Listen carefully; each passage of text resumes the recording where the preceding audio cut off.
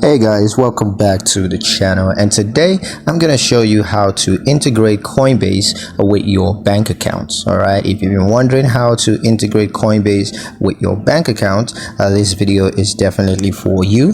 It's gonna help you out with that, and I'm just gonna give you guys a couple of step-by-step guide on how to get this done. So let's get straight into it. Now the first thing you're gonna do is to log into your Coinbase account. Now you can log into your Coinbase account on the mobile app, or you can choose to do so online on the website.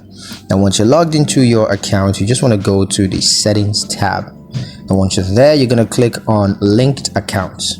Now you want to select the bank accounts that you want to link, and then you got to enter the bank account details.